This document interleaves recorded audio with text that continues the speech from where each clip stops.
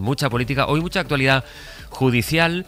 De hecho, a las 6:13 de la mañana ha entrado en este estudio donde estoy yo esta mañana de Radio Valencia Julián Jiménez, que es el director de contenidos de la cadena SER en la Comunitat Valenciana, y me ha hecho como un gesto y no entendía muy bien qué me quería decir. Hola Julián, buen día. ¿Qué tal? Buen día. Y lo que me quería decir era darme paso porque tengo aquí una noticia que hemos adelantado pues a esa hora de la mañana, a las 6:13, y que consiste en la dimisión del comisionado del Gobierno por la Dana. Saben que después de que se produjera la tragedia de la Dana en Valencia, el Gobierno nombró un comisionado y que esa persona era una persona que tenía, la verdad, una gran trayectoria en la gestión de las emergencias, que era José María Ángel.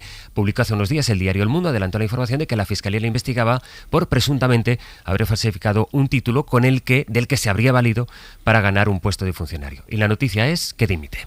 Sí, el hasta ahora responsable de la Administración General del Estado de la Coordinación de las Tareas de Reconstrucción ha presentado un escrito en el Ministerio de Política Territorial comunicando su marcha después de que se haya sabido, como decías, que la Fiscalía Anticorrupción lo está investigando por su consolidación de plaza como funcionario en la Diputación de Valencia. Es que, además, hemos sabido, Sastre, que la Diputación también le ha abierto expediente a la pareja de José María Ángel, a la también socialista Carmen Ninet, que es subdirectora del MUBIN, porque tampoco tendría acreditada la titulación para ocupar su plaza en la Corporación Provincial. Bueno, en el escrito... en este momento se está investigando a José María Ángel y también a su pareja. A su pareja también, por las mismas circunstancias, esa documentación aportada, esa titulación universitaria aportada para su consolidación como plaza en la Corporación Provincial. Bueno, de las explicaciones que él da, él habla de inquina. Lo que ocurre es que hay un hecho, y es que se está investigando si lo que presentó, el supuesto título en la diplomatura de archivística del año 83, es válido o no. ¿Por qué? Pues porque la Universidad de Valencia no reconoce esta titulación hasta el año 90. Él de eso en la carta no da ningún talle, lo que se centra es en hablar de una campaña de ataque, dice que va a defender su honorabilidad, pero es mejor defenderla ya desde fuera del cargo público. Sí, en el escrito también defiende su inocencia, recuerda que lleva 40 años, como decías, dedicando su vida al servicio público, pero la realidad es que esa titulación, bueno, es sospechosa, al menos es lo que cuestiona la Agencia Valenciana Antifraude y lo que investiga la Fiscalía Anticorrupción. ¿Qué dice José María Ángel? Pues que para acceder a ese puesto de la Diputación de Valencia como funcionario y para su consolidación no era necesaria la titulación universitaria. Hay otra cosa que nos va a llevar a hablar de la Dana esta mañana, Julián, lo decíamos a las 8 al empezar el tramo, y es la contundencia de la jueza de Catarroja con los agentes de la Guardia Civil, a los que ella misma había pedido un informe. Ella pidió un informe, una cronología, es lo que exactamente pidió la magistrada, que está investigando qué es lo que ocurrió, lo que falló aquel fatídico 29 de octubre aquí en Valencia, y lo que le devolvieron los agentes de la Guardia Civil fue una cronología, pero con algunas conclusiones, básicamente con una conclusión. Avalaba la tesis, defendida por cierto por el gobierno de Carlos Bazón, de que hubo un apagón informativo y que ni la AEMET ni especialmente la Confederación Hidrográfica del Júcar fueron avisando de cómo iba subiendo el caudal. Y la jueza le viene a decir dos cosas. La primera es: no hagan mi trabajo, que estas conclusiones ya son mías. Y segunda, esto del apagón informativo es además una tesis judicial ya superada. Sí, es que además la magistrada desmonta punto por punto en ese auto el informe hecho, recordemos, por la mismísima Guardia Civil. Califica a la jueza de ese informe de erróneo por sus consideraciones sobre las negligencias del pasado 29 de octubre y le acusa al Instituto Armado de realizar una investigación paralela que no había sido pedida por la propia jueza instructora, que había pedido, como bien decías, simplemente una cronología. Bueno, en ese informe señala a la Confederación Hidrográfica y a la EMET, pero la jueza dice que no se tienen en cuenta las declaraciones de todos los testigos que han comparecido hasta ahora y que concluyen lo contrario. E insiste, como decías, que los análisis de las negligencias ocurridas el pasado 29 de octubre corresponden a la justicia y no a la policía. Bueno, si quieres, vamos a escuchar las reacciones a este contundente auto. La primera del Gobierno valenciano, de la vicepresidenta Susana Camarero, a la que escuchábamos a las 8 de la mañana en este Hoy por Hoy. Asegura, por un lado, que no entran a valorar los actos judiciales, pero, sin embargo, destaca la importancia de ese informe de la Guardia Civil. Yo nunca hago valoraciones de los autos judiciales, ni de este ni de ningún otro proceso, por lo tanto no voy a entrar en el auto, pero sí decir que la Guardia Civil, creo que nadie duda de que es un organismo de solvencia más que acreditada y por lo tanto los informes de la Policía Judicial y la Guardia Civil tienen que ser tenidos en cuenta y para nosotros es importante que corrobore lo que venimos diciendo en los últimos meses. Es una manera curiosa de no entrar a valorar algo, valorándolo. Sí. Por el otro lado, en las agencias estatales señaladas por ese informe de la Guardia Civil, bueno, tenemos una reacción, la de José Ángel Núñez ayer en el informativo Hora 14, que defiende que el auto de la jueza demuestra que la Generalitat sí que tenía información suficiente el día de la Dana. Lo trascendente es lo que dicen esos autos y el de hoy incide en lo que han estado diciendo todos los autos del juzgado número 3 de Catarroja, y es que la información que proporcionó la Agencia Estatal de Meteorología el día 29 y los días anteriores fue abundante y era suficiente para alertar a la población. La incógnita sastre saber cómo habrá sentado las críticas de la jueza entre los responsables de la Guardia Civil. Pues cualquier novedad que haya, espero tus gestos en este estudio. Gracias, Julián. Un saludo. Luego vamos a ese auto de la jueza porque me parece muy interesante que hoy podamos establecer con Cristina, con Carlos y con Aroca una reflexión sobre el punto judicial y esa costumbre tan nuestra, lo decíamos también antes, de interpretar cada indicio, cada paso en una investigación como una señal de victoria o de derrota política o más que política partidista. Pero antes de eso, que nos ocupará buena parte del abierto de hoy, dejadme empezar, Javier, por la valoración del hecho de que el comisionado dimita después de todas las acciones con esta carta en la que habla de inquina. Bueno, yo no sé si él aprecia inquina o no, eso será una cosa muy subjetiva, pero si nos atenemos a los datos y dando por hecho que el diploma exhibido no es el adecuado, no está sancionado por la autoridad académica correspondiente y teniendo en cuenta, aunque hay un dato que a mí se me escapa, no sé si para su puesto era imprescindible ese tipo de titulación o no. Él sostiene que no.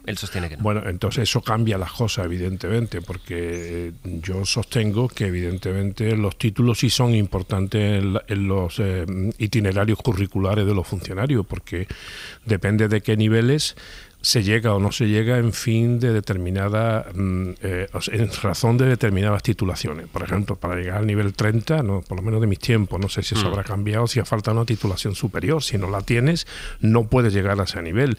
Y si llegas con una titulación falsa, evidentemente estás infringiendo la ley y tiene que caer sobre ti todo su peso. Ahora bien, hay que esperar a ver si este señor demuestra que el título es válido, con lo cual uno de los asuntos estaría despejado. En el caso de que ese título no fuera necesario para acceder al puesto que él tenía, pues también eso está despejado. Pero en cualquier caso, la alerta está ya sobre la mesa y no solamente va a afectar a este señor y a otros muchos de los que estamos hablando estos días, y es que yo creo que en el Estado español, a todos los niveles, incluido el local, hay que hacer un expurgo, que es una palabra que está de moda ahora, un expurgo para ver qué personas están en su puesto de trabajo en fraude de ley. Y aparte luego está la confianza debida en determinados cargos públicos o representativos, como es el de sus señorías diputados o senadores, a los que no se le exige titulación superior, pero sí se le exige veracidad, honestidad y desde luego no mientan. Una cosa son los requisitos, en efecto, para acceder a esa plaza, y es interesante esto que comenta Javier, porque claro, hablamos de niveles dentro del funcionariado que implican, ya sé que esto es obvio, pero bueno, conviene a veces ir mencionando lo obvio por recordarlo, implican un nivel salarial distinto. Una cosa son los requisitos para un puesto u otro puesto, luego está también el hecho de que se pueda acreditar que se presenta un título que sí da esa universidad, no que la universidad no diga que empieza a dar ese título 7 años después de que ha aparecido un diploma con esa titulación. Cristina. Sí, pero es muy importante esto que señaláis, ¿no? Y que subrayáis, porque en este debate público, igual que decías tú a las 8, ¿no?, en tu editorial, que estamos en un momento en el que un informe en teoría técnico, ¿no?, de carácter, en este caso de la Guardia Civil, es interpretado políticamente. También estamos en un momento en el que la conversación pública se tienden a mezclar demasiadas cosas y no se suele hilar fino para diferenciar, ¿no? Y esa distinción que se hacía es clave. Para presentarse a un puesto de representación pública no hace falta ningún tipo de titulación académica, hace falta honestidad y un proyecto político, y eso es algo que valoran los electores cuando te votan o no te votan. Sin embargo, cuando tú estás en la administración, tanto para acceder a ella como para ir subiendo en los diferentes escalafones, hay una serie de requisitos que hay que acreditar, ¿no? Si efectivamente este señor no tenía esos requisitos suficientemente acreditados, estamos ante un problema pues de nulidad, básicamente, de esa plaza, que por cierto habrá que investigar también cómo se comprobó en su momento que la titulación que se aportaba era la correcta y era cierta. Sin embargo, queda por ver si efectivamente la documentación que aportó en ese momento cumplía con los requisitos. Entonces estamos en el segundo supuesto, en el supuesto de que estamos hablando de una cuestión de requisitos académicos, técnicos, para acceder a una plaza o para cambiar de una plaza a otra. Eso está pautado administrativamente, eso tiene que seguir una serie de procedimientos que tienen que haberse comprobado en su momento y que si eso no es así, pues automáticamente tiene que quedar descartado, ¿no? Lo que pasa que estaríamos entonces ante un caso muy grave, no solamente de falsedad en ese hecho, en esos documentos, sino que habría que investigar también toda la cadena de errores que se habría producido para poder llegar a ese punto. Carlos. Sí, creo que cuando saltan a la opinión pública ese tipo de sucesos, de acontecimientos, yo creo que hay dos formas de aproximarse desde el análisis.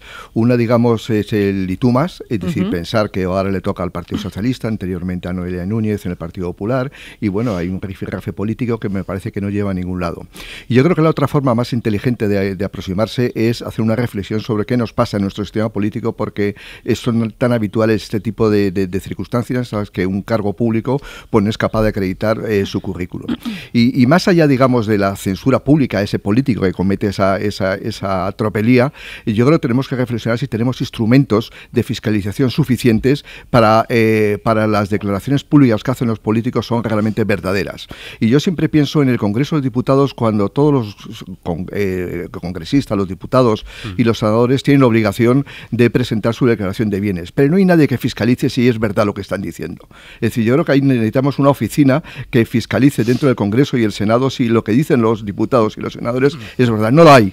Y probablemente si uno ve los bienes patrimoniales de muchos diputados se queda sorprendido. ¿Cómo ese individuo que lleva 20 años en política resulta que tiene 3.000 euros en la cuenta corriente? Sí. Es decir, simplemente porque no se ha fiscalizado. Tenemos una oficina de conflictos en el ministerio, en el gobierno, que realmente no tiene medios. Es un cargo realmente administrativamente ínfimo. Es decir, para tener control. Me parece a mí que tenemos que hacer una reflexión más de calado y no, estos casos no son puramente testimoniales, que eso es lo menos relevante. Lo relevante es hacer una reflexión profunda sobre qué nos pasa en el sistema político. Totalmente de acuerdo. Pero fíjate, Carlos, yo que soy muy partidaria de partir del principio de confianza, ¿no? No del principio de sospechas, sino del principio de confianza, suelo ser más proclive a decir, más que fiscalizar de arriba abajo. Fiscalizar a lo mejor no es la palabra correcta, pero digamos algún tipo de control de veracidad, un control de veracidad. Sí, pero a eso voy. Más que decir exactamente que usted me tiene que presentar con todo detalle, todo yo lo voy a revisar todo de arriba abajo continuamente, que es partir del principio de sospecha,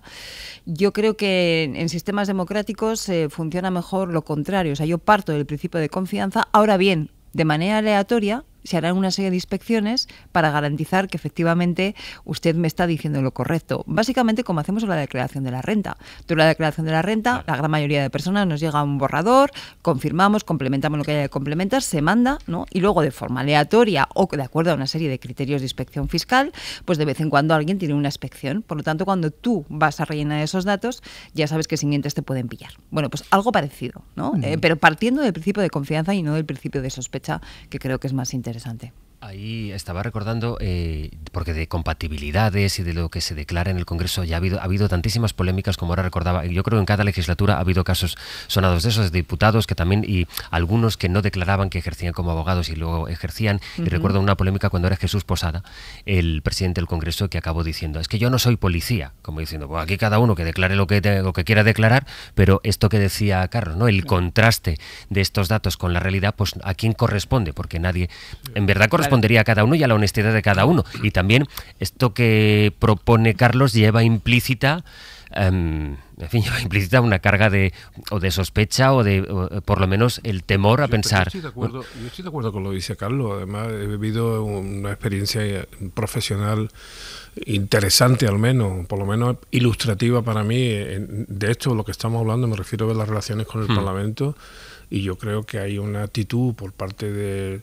El Parlamento tiene su propia autoridad y su propia dinámica interna. Yo creo que son bastante corporativos en determinadas circunstancias. Y hay dos que yo quiero señalar hoy. Una es la que estamos hablando, en la comprobación, investigación, o como queramos llamarlo, de la veracidad de los datos que se aportan. No solamente en los datos académicos, sino también, por ejemplo, la declaración sobre bienes, patrimonio y otra serie de cosas, que también hay una interpretación bastante laxa.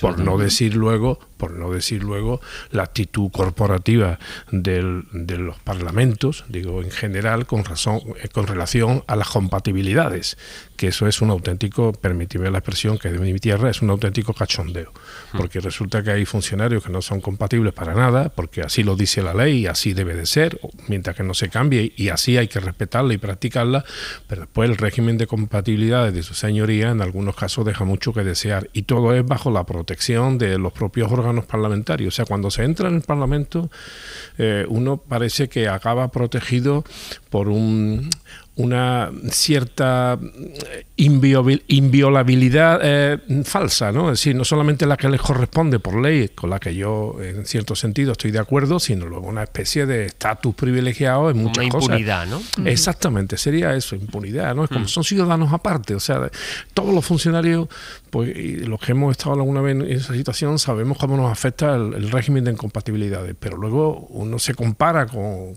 otra gente en tu misma situación que gozan de la protección parlamentaria y dice, bueno, aquí algo está fallando, o yo soy un Julay.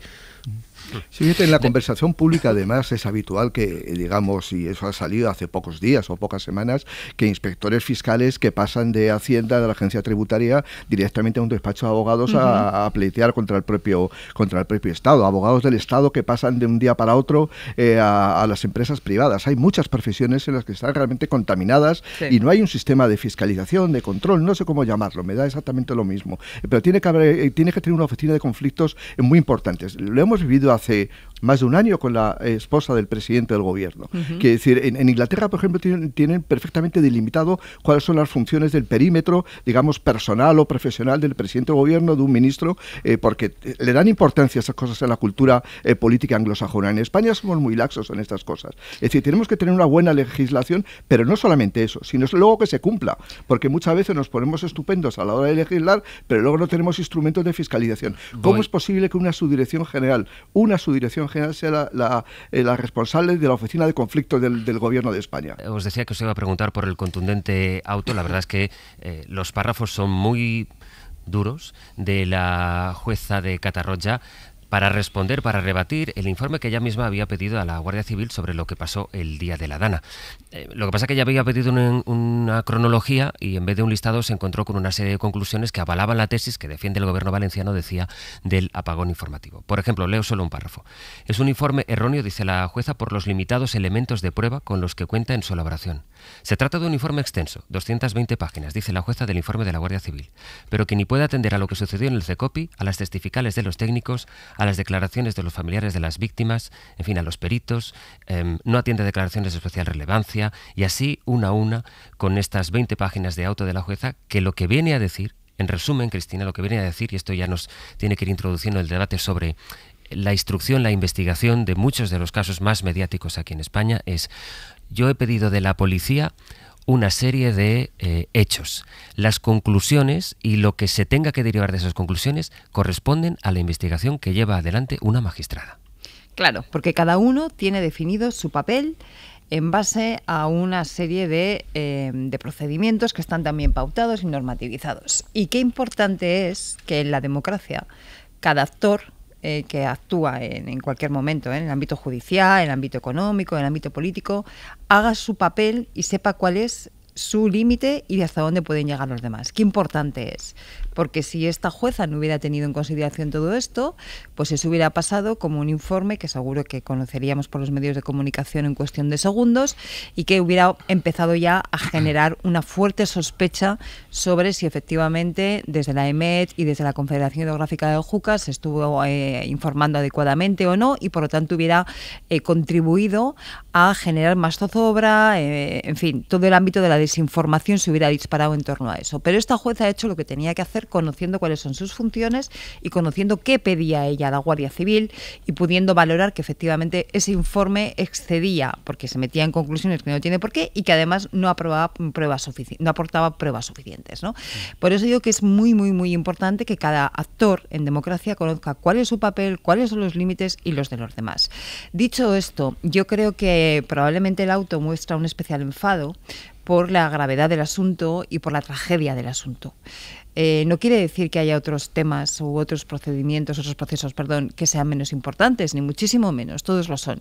Pero aquí estamos hablando que se está juzgando un caso del que todavía hoy desconocemos qué hacía el presidente de la Comunidad Valenciana la tarde en que se estaban ahogando 228 valencianos y valencianas, que todavía no sabemos exactamente qué criterios se pusieron en marcha para tomar las decisiones que se tomaron, y cuando la jueza está intentando investigar una parte muy importante de esto, se encuentra con un informe de la Guardia Civil que excede sus competencias y que plantea conclusiones sin la fuerza probatoria suficiente. Creo que tiene motivos la jueza para mostrar ese enfado en ese auto que nos acabas de leer. Dice, dicho informe de la Guardia Civil no se corresponde con lo acordado por esta juez. El informe que interesaba se limitaba a una cronología de los desbordamientos en ríos, barrancos y presas y su relación con los fallecimientos. No se solicitaba ninguna valoración respecto de las actuaciones de los intervinientes. Aroca. Bueno, yo al hilo, seguiremos hablando de esto hoy mismo, pero al hilo de lo que decías sobre hasta qué punto, y creo que hay que enfocarlo de una perspectiva autocrítica, hemos llegado a dar un valor a los informes de las policías judiciales, sea en este caso de la UCO o de quien fuere, por encima de lo que dice la propia ley, por encima de lo que está previsto en nuestra legislación, ¿no?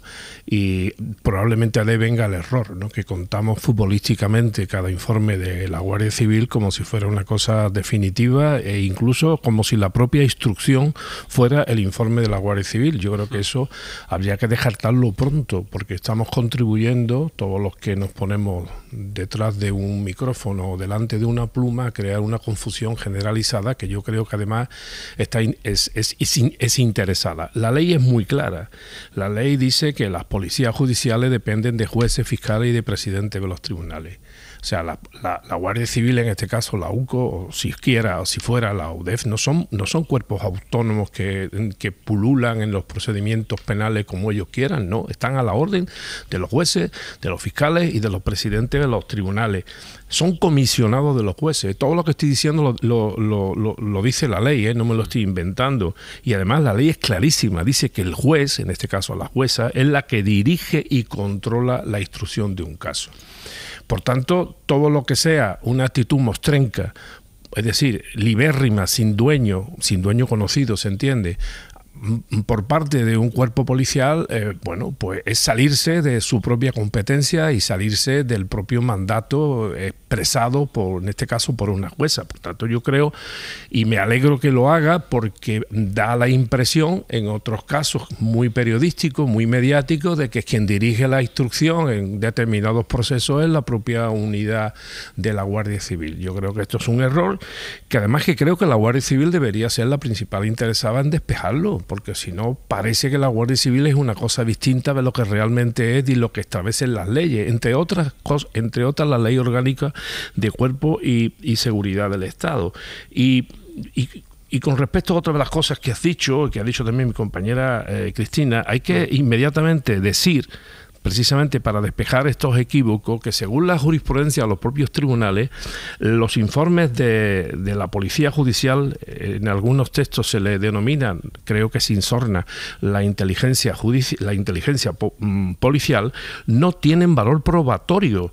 Es decir, por favor, dejémoslo claro, un informe de la Guardia Civil no tiene valor probatorio, eso luego tiene que ser probado O sea, no basta con que un guardia civil de la UCO diga esto, no, eso luego tiene que estar acompañado con la correspondiente prueba que se tramitará en la fase del juicio oral, no ni siquiera en la instrucción, ¿no? Y esto último que acabo de decir con tanta contundencia de que los informes de la inteligencia policial, concretamente en este caso que voy a citar de la Guardia Civil, no tiene valor probatorio, no es una invención mía. Está en una sentencia del Tribunal Supremo del año 23, algo muy recientito, o sea, hace 2 añitos. Luego, por tanto, no insistamos en darle a la Guardia Civil un valor que no tiene, porque no lo tiene. Son simplemente auxiliares policiales a las órdenes de un juez, en este caso una jueza, y comisionados de lo que le diga la juez, no lo que le diga nadie. Es un buen melón, desde luego, porque ahora lo decía Javier, la instrucción corresponde a los jueces y hay informes, y has utilizado un término que me parece una metáfora muy gráfica para describir algo, un fenómeno del que intentaba hablar esta mañana, esta futbolización de los informes. ¿Qué dice la UCO? Pues esto, yo me cojo a esto, yo me agarro a lo otro, y de todo hay una intención política o partidista. Eso no quiere decir, que es por donde vamos a seguir el debate, no quiere decir que no haya indicios o pruebas, o que haya informes de una contundencia tal del que se deriven responsabilidades políticas, pero eso ya va en otro negociado con el que voy a seguir preguntándole a Carlos Sánchez, la futbolización de los autos judiciales, de los informes incluso que forman parte o no de los autos judiciales, y a partir de ahí, Carlos, me gustaría escuchar tu reflexión. Sí, quería comentar que los informes de la UCO, de la Guardia Civil en general, o de la UDEF o cualquier otro organismo público o de institución, pues están sometidos a la crítica, y yo creo que entra dentro de la normalidad el que la juez instructora considere que no se ha cumplido su mandato, que era una cronología, y al final se ha hecho más un informe de inteligencia que una simple cronología como le había pedido la juez. Yo creo que está dentro de la normalidad democrática. Pero eso a mí lo que me sorprende es esa especie de patrimonialización de la Guardia Civil que rezuma las palabras de la vicepresidenta Susana Camarero cuando dice que si lo dice la Guardia Civil va a misa. Es decir, yo creo que para dar la idea de que los que cuestionamos muchas veces los informes de la UCO, de esa policía patriótica o de la UDEF o de cualquier otro organismo, digamos, de los cuerpos y fuerzas de seguridad del Estado, parece que estamos contra los cuerpos y fuerzas de seguridad del Estado. Y es todo lo contrario. Lo que tenemos que reclamar como demócratas es que los informes se ajusten a la verdad, y muchas veces se equivocan como nos equivocamos los periodistas, los abogados, los arquitectos, todos nos equivocamos, también la Guardia Civil y también la UDEF, y no pasa nada. Pero esa concepción, yo creo que la derecha en España, diciendo que cuando criticas a la Guardia Civil no estás criticando un comportamiento de un determinado Guardia Civil o un determinado grupo de la Guardia Civil, está criticando a toda la Guardia Civil. Sí. Eso es coger la parte por el todo, me parece muy mal en política. Y eso ocurre incluso, creo que lo comentamos el otro día, cuando acaba su discurso el señor Núñez Feijóo ante el Comité Ejecutivo del Partido Popular y dice el compromiso por España. Es decir, como si el resto fuéramos noruegos, que eso fuéramos islandeses. Es decir, claro, sí que también todos tenemos compromiso con España y podemos criticar a la Guardia Civil porque forma parte de la normalidad democrática. Y a todos los actores, y eso me parece que es muy importante, porque pasa lo mismo cuando se critica una sentencia judicial o un auto judicial, ¿no?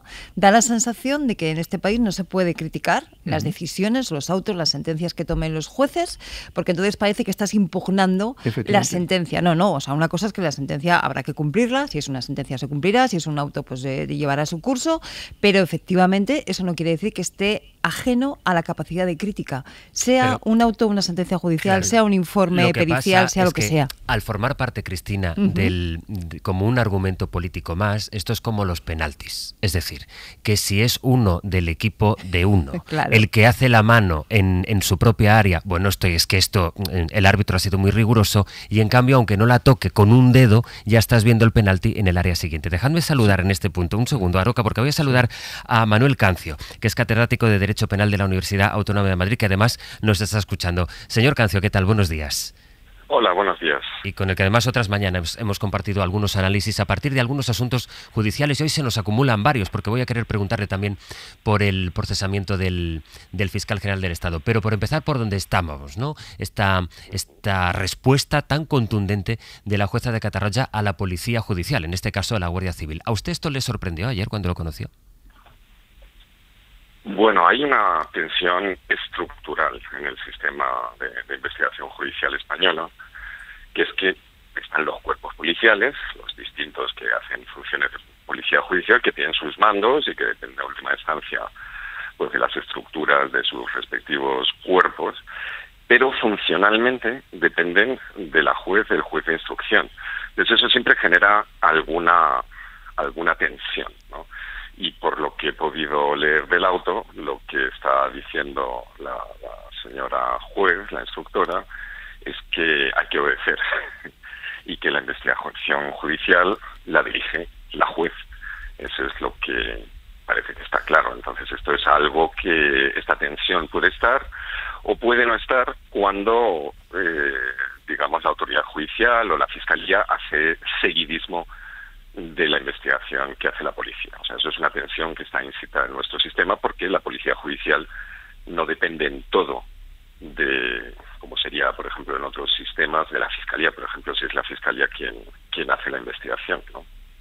Usted comparte que, como estábamos comentando ahora en la mesa, que se da también en este país este aprovechamiento partidista de autos o de informes que en realidad forman parte de están incardinados en una investigación muchísimo más amplia, que sin embargo sirven para crear un relato, para crear un prejuicio, y que luego cuando viene a conocerse la sentencia ya la gente o no importa o no se acuerda o ya no es relevante para el asunto mediático que esté en ese momento sobre la mesa?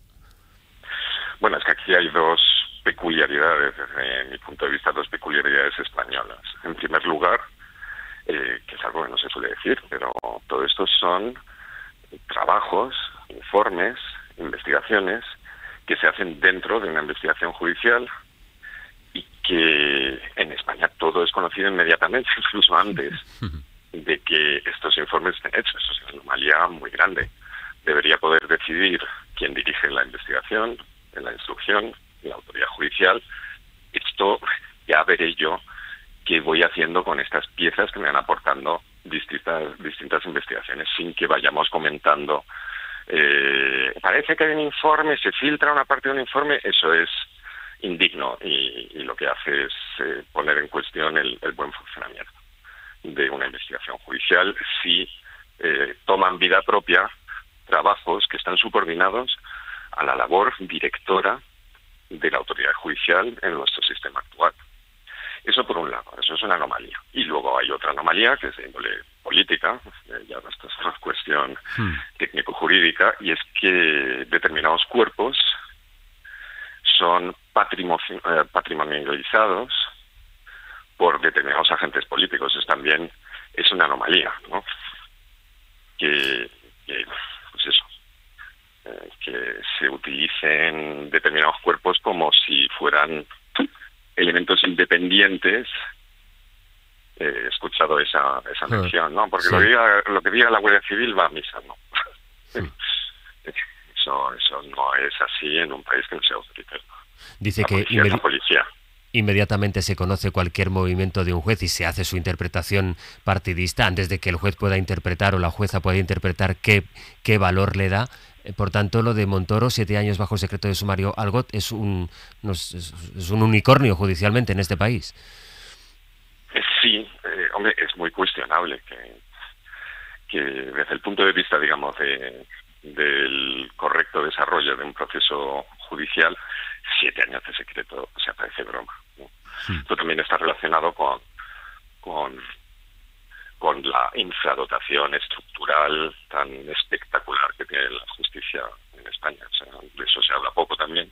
Muy pocos jueces con muy pocos medios. Y eso habría que repetirlo todos los días. Pero por otra parte... Diga. No, que por otra parte lo que usted dice tiene toda la razón. Es evidente que esto de... La policía judicial aquí no tiene ningún papel autónomo. No puede tener agenda propia, porque está subordinada a las necesidades de la investigación. ¿Y cuáles son esas necesidades? Lo decía la autoridad judicial. Y en condiciones normales deberíamos partir de la base de que la autoridad judicial pues está actuando pues conforme a sus criterios profesionales, no encasillarlo, no sacar una resolución, digamos, en un contexto de tan extrema politización de la justicia, judicialización de la política, como es el caso de España, pues es una anomalía. No hay espacio para la neutralidad. La jueza es buena porque no está atacando a los intereses de un determinado partido político, o es mala si se interpreta su actividad como que afecta a esos intereses. Eso es una anomalía y muestra mala calidad de nuestro sistema usted me dice, del entorno político. En condiciones normales. ¿Esas condiciones normales aquí en España no se dan? Pues mire, yo le recuerdo una anécdota. Cuando el famoso auto del Oberlandesgericht Schleswig de Puigdemont, que estaba Puigdemont detenido allí en Alemania, hablé con un amigo mío, porque yo estuve estudiando en Alemania, que estaba muy cerca de la entonces ministra de Justicia. Y entonces yo le dije, cuando estaba a punto de salir del auto, oye, ¿tú qué crees? ¿Qué creéis que puede llegar a pasar? Y me dice, ¿y nosotros qué sabemos? El tribunal decidirá. Mientras que en nuestro caso, pues lamentablemente, sobre todo en instancias superiores, pues no se sabe. Se sabe perfectamente qué es lo que puede resolver una determinada persona que integra el Poder Judicial. Eso es una anomalía. O sea, digamos, hay posiciones partidistas y atribución de posiciones partidistas sin que pensemos que forman parte, digamos, del estamento arbitral, que es lo que deberíamos pensar. ¿Me quiere decir? La policía y los jueces, en principio, pues, son independientes y no los ponemos en ninguno de los equipos. Me quiere decir, y con esto conecto con la última cosa que le quiero preguntar, que usted ya sabía que la sala de apelación iba a confirmar el procesamiento del fiscal general del Estado que hemos conocido esta semana. Hombre, saber, sí, yo tenía una sospecha muy clara de cómo yo y cualquiera que conozca un poco el mundo del derecho penal en el Tribunal Supremo, pues teníamos, estoy seguro, una idea de que esto que salió podía salir así. ¿Y qué le parece? Pues muestra de que podamos imaginar en el Tribunal Constitucional o en el Tribunal Supremo, sobre todo en el Tribunal Supremo, que no es un tribunal que se supone que no está nombrado con intervención política, o no debería estarlo. Lo que cada uno de los integrantes de la sala en muchas ocasiones puede llegar a resolver es muestra de que las cosas no funcionan bien. O sea, que ya que digamos el sector tal, el sector cual, eso no debería ser así. ¿Usted cree que debería dimitir el fiscal general del Estado, señor Cancio? Mire, con carácter general, yo creo que la imputación, es decir, la apertura de juicio oral como muy tarde, es un momento en donde cualquier cargo público, sea inocente o sea culpable, debe decir, bueno, debo apartarme, aunque luego suceda, como sucedió con Oltra, por ejemplo, aunque luego suceda que no hay nada de nada. Pero ese es el precio que conviene pagar para mantener incólume la imagen de la institución del cargo de que se trate. Eso en condiciones normales, pero a mí no me parece que el proceso contra el fiscal general del Estado sea normal. Me parece que muestra muchas anomalías y con independencia me parezca a mí y le parezca a Perfecto Andrés Ibáñez, le parezca así a José Antonio Martín Pallín, le parezca así a Jordi y Eva Fenol, que son personas que conocen mucho de cómo funciona un proceso penal. Yo me remito al voto particular del magistrado Palomo del Arco. Todo lo que dice ahí indica estamos fuera de toda normalidad. Siempre puede haber discrepancias con lo que resuelve una autoridad judicial.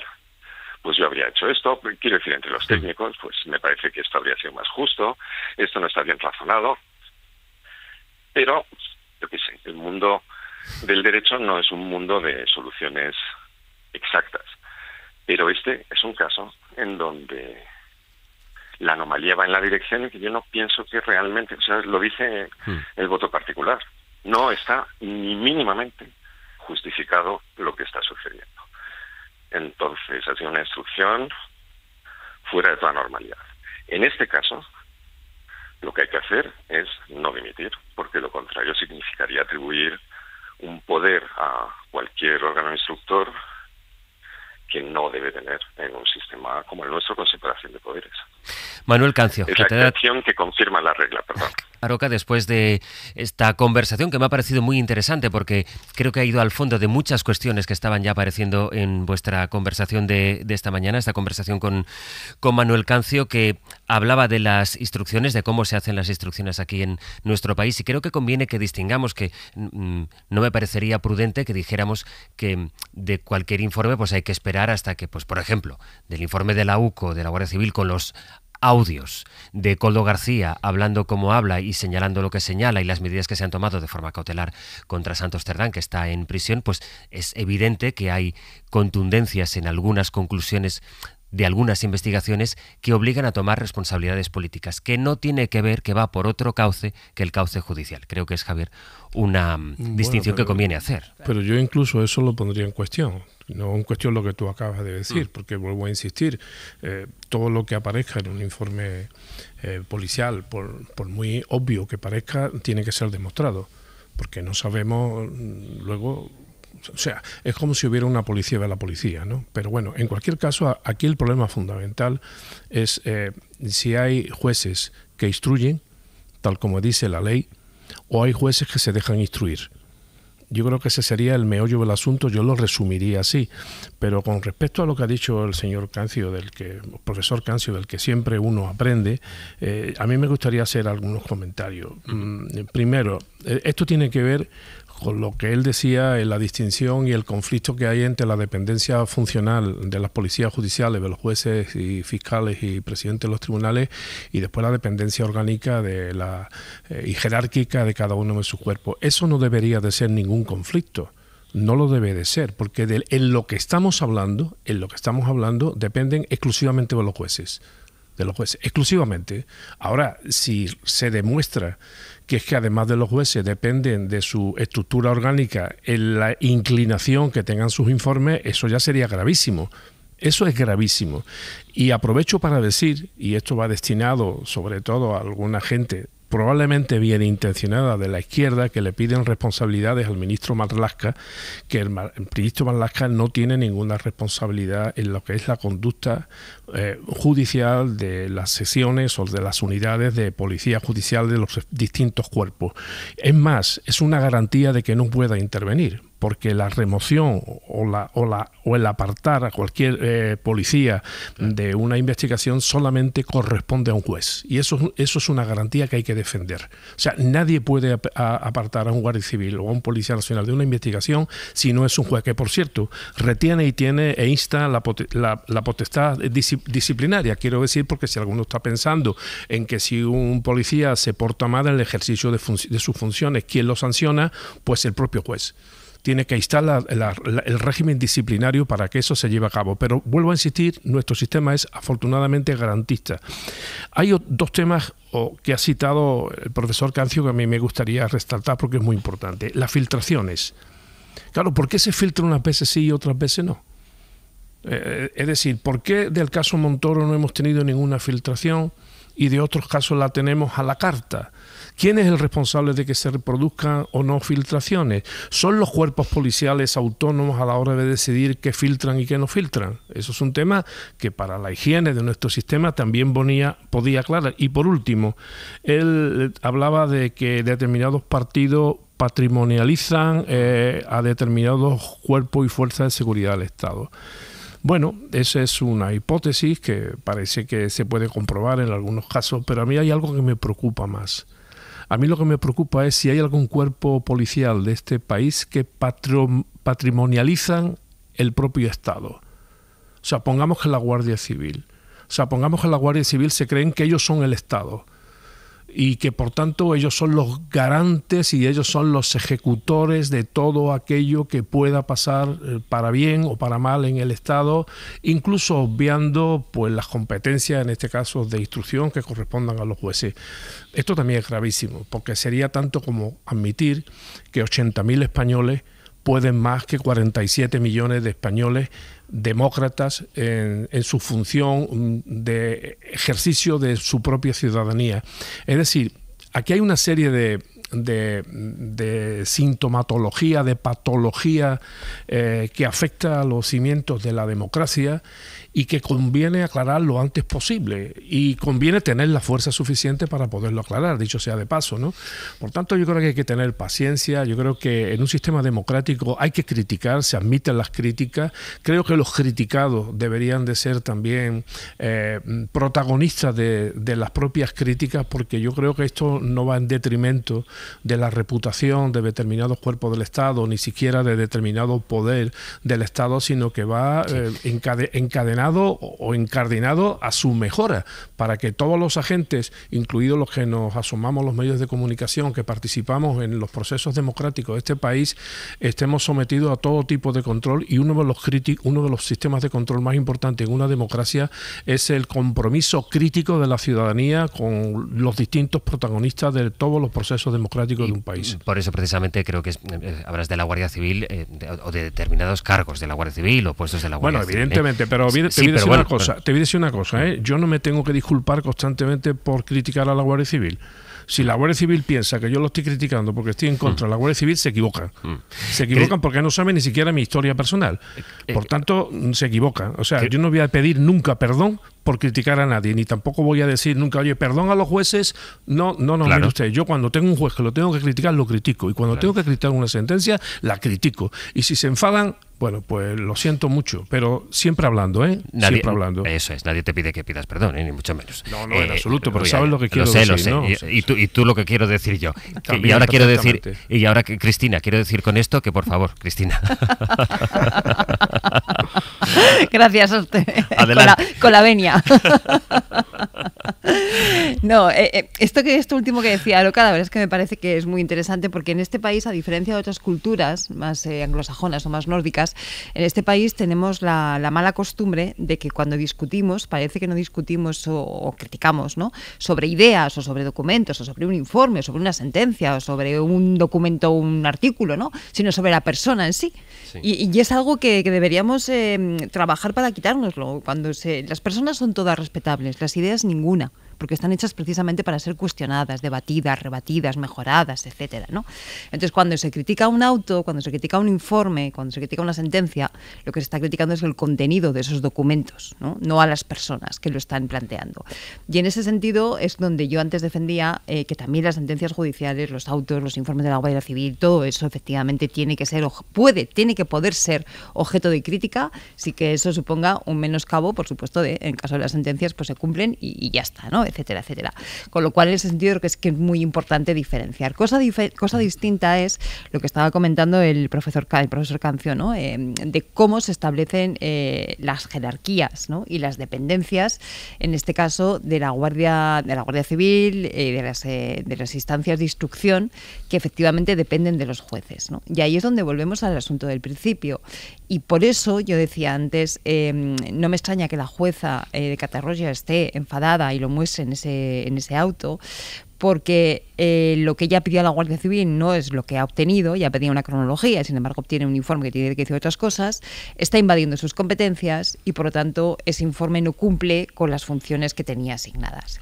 Y de ahí, insisto en esa idea, la importancia en un sistema democrático de que cada uno sepa lo que tiene que hacer y lo que no puede hacer. Porque si uno de esos agentes de repente no cumple bien su papel y no cumple bien su trabajo, todas las garantías democráticas se ponen en cuestión. Yo creo que esto es un elemento que tenemos que tener muy en cuenta a la hora de valorar procedimientos, a la hora de valorar todo este tipo de cuestiones. Y es aplicable también, efectivamente, al asunto del fiscal general, que no sé si quieres, Sastre, que entremos ahora o si entrarás después, ¿no? Porque yo creo que lo decía muy bien el profesor Cancio, es inapelable, ¿no? Yo creo que un representante público y más un fiscal general, yo creo que es inasumible que se sienta ahí en un banquillo.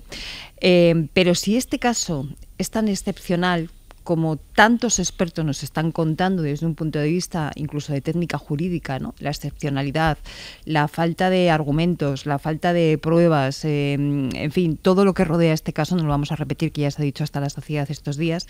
Si esto es tan excepcional, igual también hay que acudir a vías excepcionales, y hoy el profesor Jordi Nieva en el País plantea una propuesta que a mí no me parece nada descabellada, que es decir, él dice algo así como en un proceso normal, en un procedimiento normal, sería impensable en este momento procesal acudir al Constitucional. Pero como nada de todo esto es normal y nada de todo esto es habitual, igual no sería tan descabellado, dice él, plantear en estos momentos un recurso de amparo al Tribunal Constitucional y que tuviera que resolver.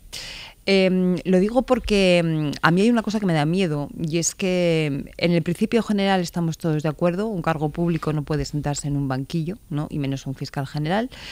Yo creo que hay una amplia coincidencia, o por lo menos yo veo una amplia coincidencia en todas esas lagunas, irregularidades, cosas raras, cada uno que lo ponga como quiera, ¿no? Que ha habido en este caso, pero me da miedo el decir quién y cuándo dice que es un caso tan excepcional como para que se apliquen medidas excepcionales que implicarían la no dimisión. ¿Quién y cuándo decide eso, no?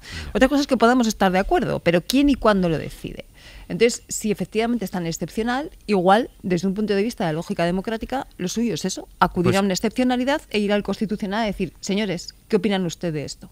Mira, antes de seguir con esto, Carlos, voy contigo enseguida, pero ya que estamos en el fiscal general del Estado, David Junquera, buenos días. Hola, buenos días. Lo último que tenemos es, bueno, hoy va a comparecer Alberto Núñez Feijóo, que esto me lo tienes que explicar, porque ya compareció, bueno, vimos parte de su discurso, el discurso que dio a la dirección del Partido Popular el lunes en Génova, en aquella especie de convocatoria en la que se compartía ahora, simultánea, con la rueda de prensa de balance del año del presidente del Gobierno. Y hoy va a dar, hoy jueves, día 31, da su propio balance del punto político en el que está el país, el líder del Partido Popular, Alberto Núñez Feijóo, que tiene, pues esto, la dimisión, la petición de dimisión del fiscal general del Estado como uno de sus asuntos bandera en este momento, y por el que incluso el Partido Popular ha vuelto a hacer un vídeo con inteligencia artificial.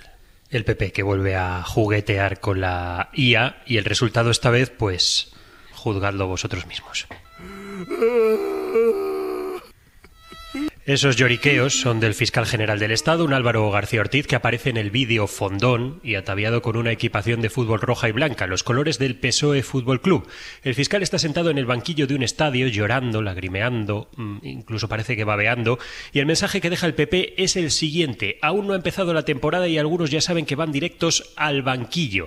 Esto dicen los populares por medio de la IA, y esto dicen los populares en boca de uno de sus dirigentes, Elías Bendodo. ¿Qué sabe el fiscal general del Estado para que Sánchez no pida su dimisión y lo apuntale? ¿Qué sabrá? ¿Qué sabrá el fiscal general del Estado de Sánchez, de su gobierno y de su partido? Algo temerá. Bendodo se llega a preguntar si hay un pacto de silencio entre el fiscal general y Pedro Sánchez, y ya fuera del plano de las gamberradas con inteligencia artificial o de las especulaciones, en el plano puramente político, el PP va a pedir un pleno monográfico en el Congreso con comparecencia de Bolaños. También pide que comparezca el ministro de Justicia en el Senado y un montón de preguntas. De todo esto va a hablar Feijóo hoy en Génova. El líder del PP convoca su balance de fin de curso bis. El lunes lo hizo en un discurso ante su tropa y hoy va a dar cuenta con preguntas ante la prensa. Allí estaremos desde las 11:30. Pues ya nos contarás, David, gracias. Abrazo.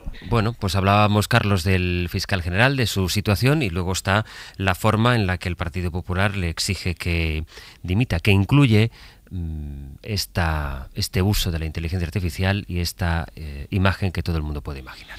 Sí, a mí me gustaría saber si el señor Feijóo considera que ese tipo de vídeos utilizando la inteligencia artificial forman parte de esa política adulta que le reclamaba. Que es decir, la verdad que me parece tan infantil y tan absurdo que realmente este es un paso más en esa degradación del sistema político que, como hemos dicho aquí muchas veces, no lo va a capitalizar el Partido Popular ni por supuesto el Partido Socialista, sino lo va a capitalizar los partidos de extrema derecha, que son los que se aprovechan, digamos, de la degradación del sistema político. Y cuando hay este tipo de vídeos significa que estás descalificando a todo un partido central del sistema, como si lo hiciera el Partido Socialista o el Partido Popular. A mí me parece que la política de adulto no es precisamente esto. Yo, en el caso del fiscal general del Estado, siempre tengo la duda de que si hubiera sido un particular el que tiene ese procedimiento abierto porque es funcionario público y tiene obligación de custodia de los secretos, en vez de llamarse García Ortiz se llamara Pedro López Pérez, por ejemplo, y un juez de instrucción le abriera una causa por desvelar un posible secreto, yo estoy convencido que tanto en la audiencia provincial de ese territorio y por supuesto en el Tribunal Supremo lo hubieran echado para atrás. Es decir, lo que ha cambiado aquí es que es el fiscal general del Estado. Claro. La imagen que tenemos siempre de la justicia es una justicia ciega, que simplemente no ve los nombres. Y en este caso yo creo que lo que se ve claramente son los nombres. Estoy convencido que con la doctrina del Tribunal Supremo nunca hubiera sido procesado un individuo que no fuera fiscal general del Estado. Y eso es lo que tiene que mirarse el sistema judicial, o en este caso, digamos, la sala de lo penal que ha decidido el que se va a sentar muy probablemente en el banquillo el fiscal general del Estado. Me parece que hacer justicia a la carta en función del nombre correspondiente, sea el Partido Socialista o sea el Partido Popular, cuando hacen legislaciones, creo que es un atentado contra la justicia. Y insisto, estoy convencido de que si el señor Álvaro Ortiz se llamara de cualquier otra manera, no estaría sentado, no se sentaría en el futuro en el banquillo de los acusados. Dejadme saludar en este punto a nuestro compañero Pedro Jiménez. Hola Pedro, buenos días. ¿Qué tal, Sastre? Buenos días. Por algo que vienes explicando desde primera hora aquí en este programa, recordarán que a principios de mes se produjo una imagen inédita. No había precedentes de ese paro que durante varios días además protagonizaron jueces y fiscales, que incluso se manifestaron en contra de la reforma judicial. Hoy es una mañana muy jurídica, como ven, muy judicial, que pretende el ministro Félix Bolaños. Bueno, hoy tenemos los datos de las asociaciones, dijeron que habían participado, un 70% de los jueces y fiscales había secundado aquella protesta. Claro, una cosa es decir y participar en la protesta, otra es comunicar formalmente al ministerio o a la autoridad competente que, oye, yo voy a estar de huelga y por tanto no voy a cobrar esos días porque estoy ejerciendo mi derecho a la huelga, que implica por tanto, tu sacrificio es, pues ese salario no lo cobras. Ocurre que los que lo han comunicado, Pedro, han sido muy poquitos jueces y fiscales. Sí, y son los únicos datos oficiales que tenemos de esas 3 jornadas de huelga que convocaron jueces y fiscales a principios de este mes. Solo 2 jueces de los más de 6.200 que hay en España comunicaron al Ministerio de Justicia que secundaban el paro y encima uno de ellos cumplió con los servicios mínimos, con lo que para él no habrá ninguna consecuencia. En el caso del Ministerio Público, 28 fiscales comunicaron a Fiscalía General que ejercían su derecho a la huelga de los más de 3.000 que ejercen en nuestro país. El departamento que dirige Félix Bolaños descontará el sueldo a los 29 huelguistas. Claro, estos números están muy lejos, lo decías tú, de los que ofrecieron los convocantes, que eran todas las asociaciones de jueces y fiscales, salvo las 2 progresistas. Dijeron que hubo una media de seguimiento del 70%, es decir, que 4.000 jueces hicieron huelga. Se agarraron a unos datos de un canal de comunicación reservado que habilitaron para que, sin riesgo a perder el sueldo, jueces y fiscales pudieran comunicar que hacían huelga. Pero ese canal de comunicación reservado y secreto no hay manera de confirmarlo, porque el Consejo del Poder Judicial no recabó datos. Pero también están lejos estos datos de los que ofreció Justicia, un 30% de seguimiento en base a la información que le dieron los letrados de la Administración de Justicia, que son a la postre los jefes de los juzgados. O sea, a pesar de las imágenes que vimos, en teoría solo 28, una treintena de personas hicieron huelga aquel día, ¿no? 29, un juez y 28 fiscales, pero es que además, José Luis, preguntamos en la rueda de prensa que hicieron las asociaciones convocantes aquellos días primeros de julio, bueno, por el impacto, ya que no podíamos confirmar los datos que ellos barajaban y que ellos ofrecían, por el impacto. Oiga, díganos cuántos juicios se han suspendido, cuántas diligencias judiciales se han aplazado como consecuencia de la huelga, y no tenían datos para ofrecernos, con lo cual tampoco el impacto y los efectos de la huelga lo hemos podido valorar. En fin, Pedro, gracias. A vosotros.